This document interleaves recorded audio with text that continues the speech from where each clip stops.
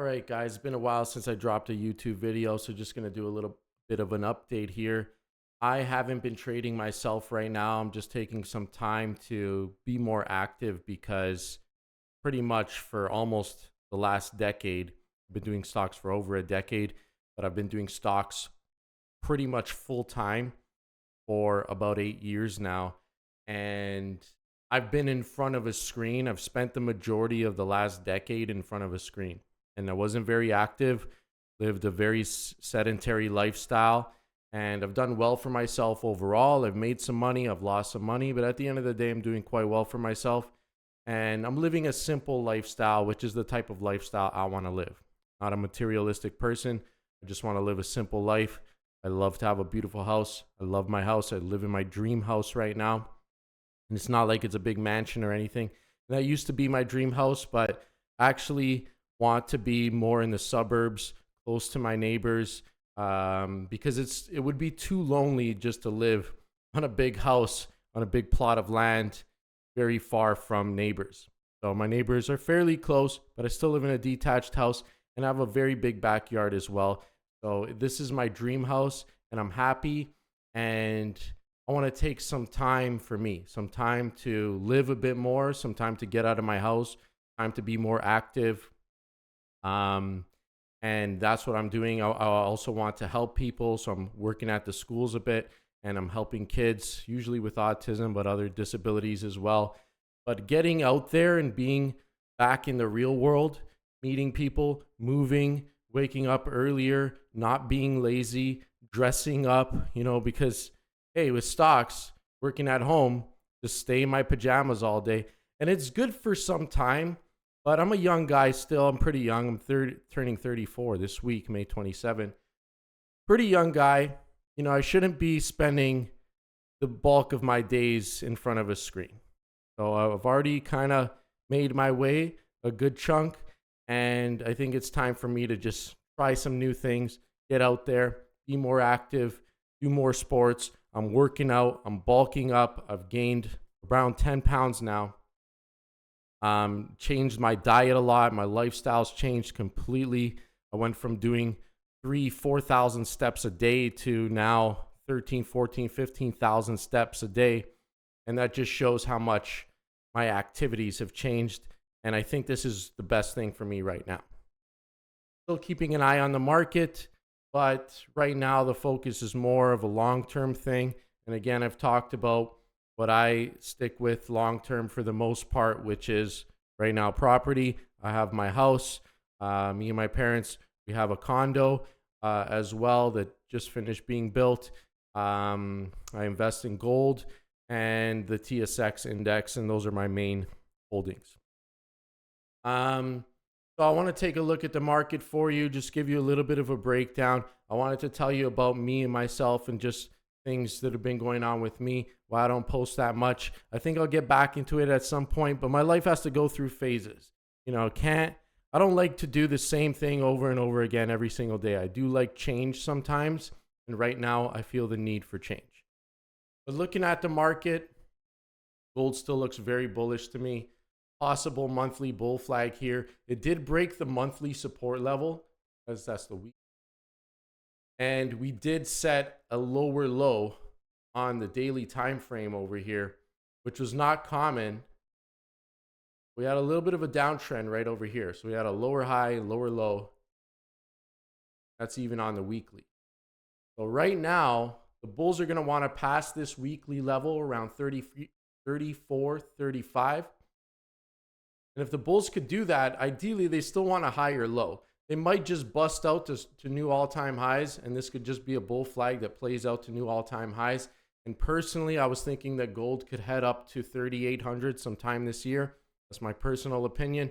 And that level is based on a double of the previous all-time high set back in 2011.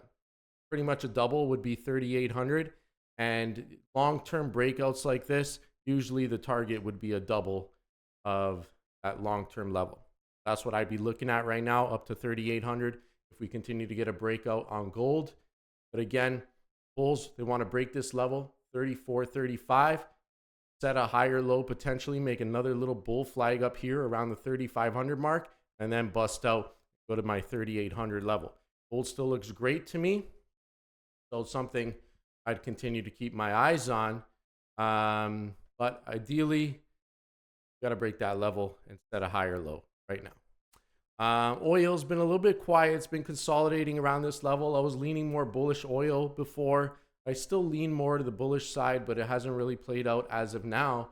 We are trading below this long-term support level over here, and we'll see if it ends up being a fake out or not, because it broke this long-term support level and it's been trading below it. You can see, draw a little line around this area. How many times did it bounce off? Mid-60s, 65 area, and then it broke below and it's been trading below. If we could bust back above those levels, that would be a good sign for oil bulls, and we'll see from there. As of now, could be a bear flag as well. If it's unable to break back above those levels, could end up being a bear flag and end up going lower. So you want to keep your mind open to both possibilities over here. Some of the gold stocks have been moving. London Gold has been one of the top, if not the top performing gold stock, large cap gold stock on the TSX. Those just steady blue skies breakouts over here. Ideally, bulls are going to want to break that all-time high again, 67.80. Had a pullback. It busted up on earnings, had a pullback with gold, held a support over here, and it's headed back up to that all-time high for another potential blue sky breakout. NEM's been looking pretty good as well, but London Gold's looking a lot stronger. There's a few other names I've been watching. TO got a big move the other week, and if we could break above this 480 area, because it's been having trouble around that area for quite some time, we could possibly get some momentum into the fives. There was a lot of action on nuclear stocks. I would say these are high-risk names because they don't have revenue yet, and it's all very speculative at this point. Trump signed an executive order to reform nuclear energy. Anyways, Trump signed an executive order in regards to the nuclear energy. Obviously, that's why these stocks pushed up so much, 30%, 23%. These are the two big names that a lot of people got their eyes on for the nuclear industry. And also, there's essentially the miners, Cameco and NextGen Energy. I don't know if NextGen Energy's got some revenue yet. Not even yet. I mean, I've known about this stock for almost a decade, since I started back in 2014, since I started stocks, and they still don't have revenue, which is pretty crazy. Stock's doing pretty well though as of now. It's getting a boost up, but if I was into the miners, I would want to be invested in a miner, that has revenue like Cameco, which is big dog here in the uranium mining. So those are something to keep an eye on. Roblox, really hot stock, blue sky breakout here. Well, sorry, not a blue sky breakout. It hit these levels back in the past, went as high as 141. Might be some resistance around this area from the past, some bag holders. Probably a little bit higher towards the 90 mark and maybe even upwards of the 100. But overall, this has been a very bullish chart. And this game is very popular. I'm in the schools now. All the kids talk about Roblox. I don't know what's the obsession with this game, but all the kids are on this game. And so I wouldn't be surprised to see the stock continue to rise. Sometimes you got to take in what the kids are doing, what the kids are interested in, and they're interested in Roblox. The game is still hot. There's hundreds, maybe even thousands of games in the Roblox world. So not just one game. And kids, they like to spend a lot of money. They want those points, buy extra clothes and get ahead in the game and stuff like that. Interest rates have been pushing up a little bit. They'll have some resistance around here. I still lean towards my belief that interest rates are ultimately going to head higher. But we'll see. They've been trending sideways for several years now for the most part. The variable rate has gone down, but the fixed rates haven't really gone down very much. A little bit. The fixed rates in Canada did peak around that 6% mark. You could get a rate in the 4.5% right now. So those did go down as well, but they've been having trouble breaking below those levels. Still on a downtrend though, lower highs and lower lows. We'll see if the bulls are bond bears in this case, because the rates move inverse bonds. So when bonds go down, the rates go up. Rates move inverse bonds. We'll see if get some more momentum to the upside or more momentum to the downside on the bonds. This is the bond ETF, which is not really looking good to me.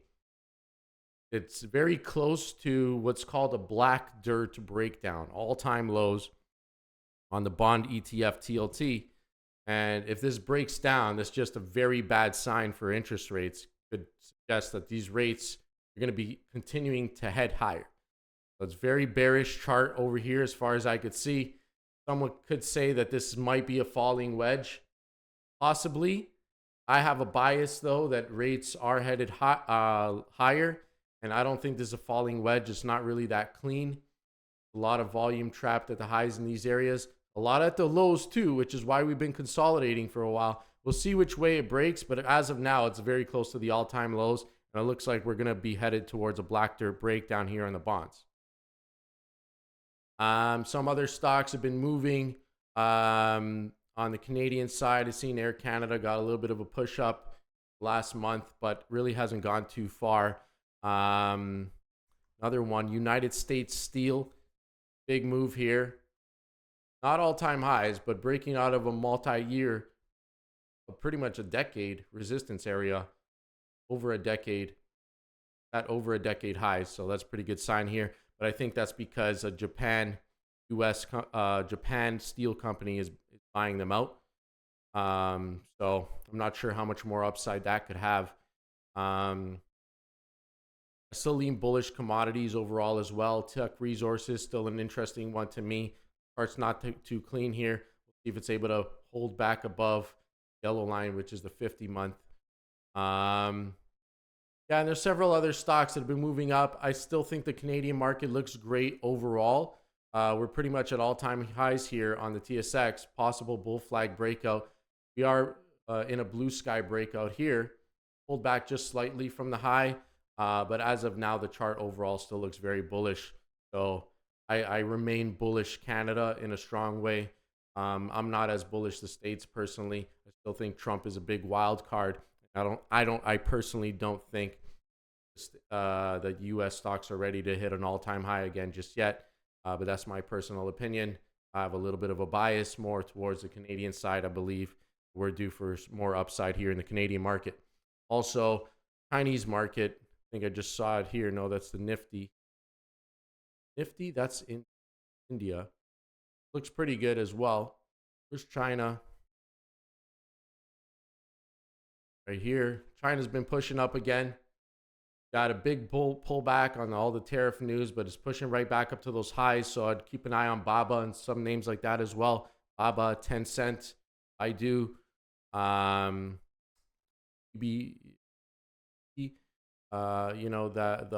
BYD, that's it. Automaker. So those are some things to keep an eye on. Bitcoin hit all-time highs here. Fake out thus far. Not sure what to say here. I'm not bullish Bitcoin. I don't believe I will ever be bullish Bitcoin. I believe that Bitcoin was created to be a distraction from gold. That is my opinion. It may be completely false, but that is what I think. And I personally am a gold bull. I'm not a Bitcoin bull. That's just my thought. But it is at all-time highs here. It's been doing pretty well, and it's holding up pretty good at the moment. It looks fairly healthy at the moment. I mean, higher lows, higher highs, trending right around those all-time highs, looking pretty good. Ideally, bulls are probably going to want to hold the 106, 107 area because that was a previous resistance area in the past. The bulls can hold above there. That would be a pretty good sign. Okay, so thanks for tuning in. Hope you all have a great week ahead. I'm giving a free 14 days trial in my Discord right now, so you should check that out. It's free. No sign-up fees, no cancellation fees, just after 14 days. If you don't cancel within 14 days, after 14 days is going to charge you the monthly fee, which would either be $10 per week or $40 a month Canadian. And you can cancel anytime, and you can cancel anytime before the 14 days are up without any charge or fees, and it's easy to cancel. You just sign in on the website and the account that you make, cancel from there, or you could send me an email or a message on Instagram. So check that out because I'm posting a lot of information every day, a lot of updates, research reports, I've got swing bots in there. I'm posting option trade ideas and a lot more. And there's a lot of value for the money. And especially if you're going to get it for free for 2 weeks, you could try it out and cancel if it's not for you. Thanks for tuning in. Have a great week.